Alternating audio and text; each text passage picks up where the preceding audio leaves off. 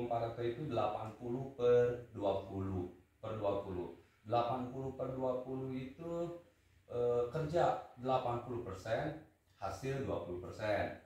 Nah, kita kasih contoh. Misalnya anak sekarang belajar piano udah 1 tahun. 1 tahun itu 12 bulan. Lesnya seminggu 1 kali. Kalau 1 bulan 4 minggu, berarti 1 tahun berapa minggu?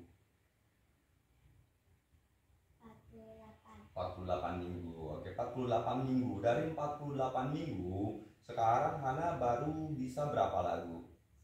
Satu lagu ya. Taruhlah kalau misalnya dari 48 minggu, taruhlah 48 minggu itu dibilang dari 100% ya.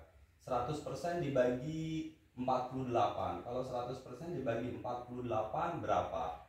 Kita pakai penggenapan. Penggenapannya berapa? Kalau 48 genapnya ke berapa? 48. Yang lebih mendekati ke berapa? Ke berapa? Ke 50. Ya kan, yang lebih genapnya ke 50. Kalau 45, 43, 44 berarti genapnya ke 40. Kalau 46, 47, 48 genapnya ke 50. Maka 100% dibagi 50 hasilnya 2. Berarti kan ada 0,2%. Nah, artinya dari 80% itu kita kemarin les, berangkat, capek, terus tapi dari setahun ini hasilnya cuma 1. Nah, itu baru pertama.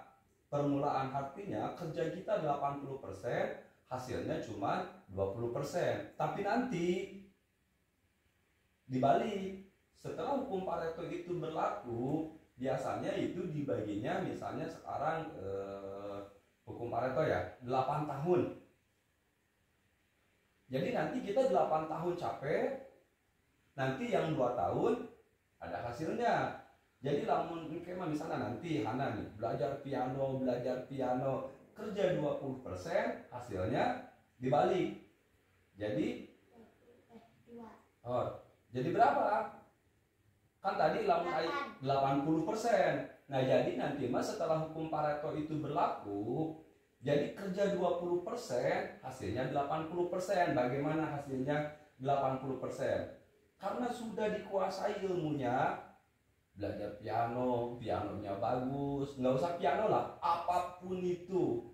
Misalnya belajar apa ya, belajar usaha atau apa, misalnya berbisnis, otomatis dari pertama itu 80% kita capek dulu, 20% mendapat hasil. Contoh, misalnya ayah buka pabrik bolu.